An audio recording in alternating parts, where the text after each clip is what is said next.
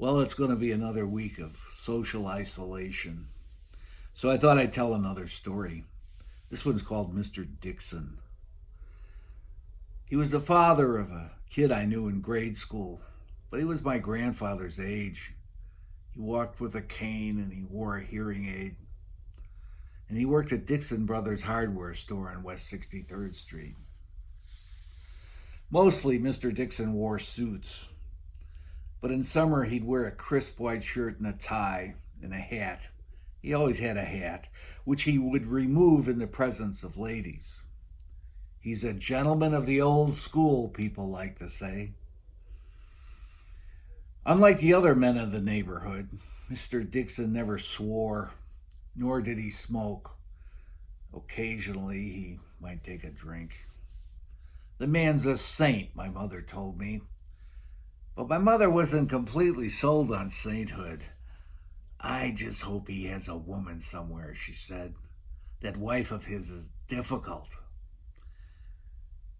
I was a kid. I didn't know what having a woman somewhere meant, but I knew that Mrs. Dixon was difficult. He makes no money in that hardware store, she once said of her husband. Somebody comes in and buys a bag of nails, and he spends half an hour talking to them. Often on summer nights, I wound up at the Dixon kitchen table. Mr. Dixon would sit with his son and me as the two of us discussed our futures. By the time we were in high school, we wanted to be jazz musicians. We would sit there drinking cream soda and talking about Miles Davis and Charlie Parker and John Coltrane. Mr. Dixon, because of his hearing loss, could maybe understand one of every three words we said, but it didn't matter. I loved having him there. His presence somehow validated my young life. For so many nights of so many summers, I sat there at that kitchen table, and every night at 9:30, Mr. Dixon would stand up and he would go in his bedroom, and he would kneel down next to his bed, and he would say a rosary. It didn't matter what night it was or what turn world events had taken. Mr. Dixon got down on his knees every night and said a rosary. I can still hear him saying all those Hail Marys. I couldn't understand why he did that. I asked his son, why does your father do that? The son said something about his father making a promise, but he wouldn't elaborate any further than that, or he couldn't elaborate any further. I don't know. I asked Mrs. Dixon the same question, and I got the same answer. That promise bothered me. I kept thinking about what that was. Maybe it had something to do with World War I, my mother said. You know, he did fight in Europe. I don't know. After the war, Mr. Dixon came home and he became a professional baseball player. He played in the minors at first, but in 1925, he was called up to the big show. He was a catcher for the St. Louis Browns. I had heard little bits and pieces of this when I was a kid, but I was never interested in baseball and I didn't play baseball. But in my middle years, I became obsessed with the game. I even wrote a baseball novel. One day, while sitting in the Chicago Public Library and thumbing through a huge volume of baseball statistics, I found Leo Moses Dixon of the St. Louis Browns. In 427 at-bats, his lifetime batting average was .206, with 19 doubles, 3 triples, and 1 home run.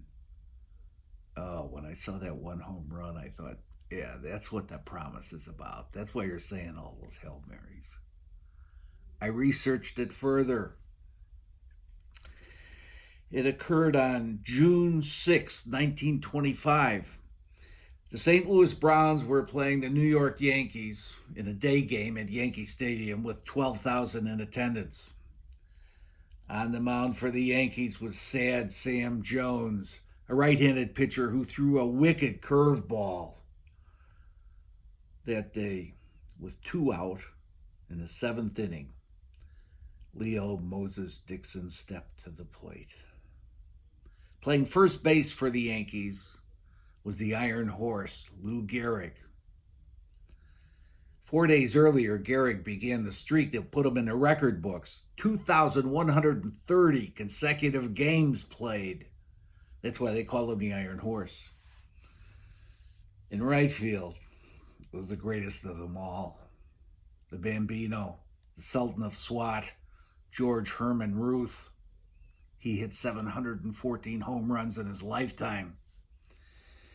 That day, Leo Moses Dixon of the southwest side of Chicago hit the only home run of his major league career in front of Lou Gehrig and Babe Ruth.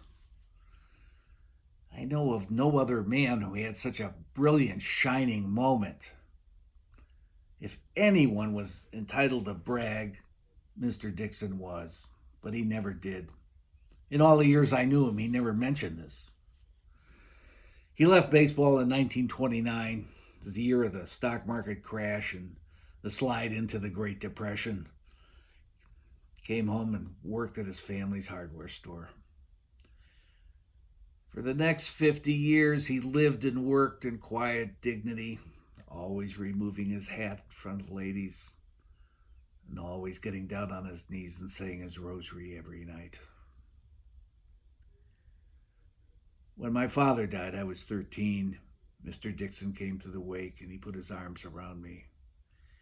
And he told me that God loved me and that no matter where I went or what I did in life, my father would always be with me. Great man.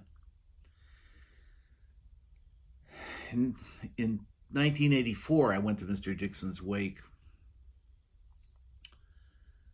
Some men from the local VFW came and presented his wife with a folded flag to commemorate his years in World War I. Taps were played on a cassette recorder.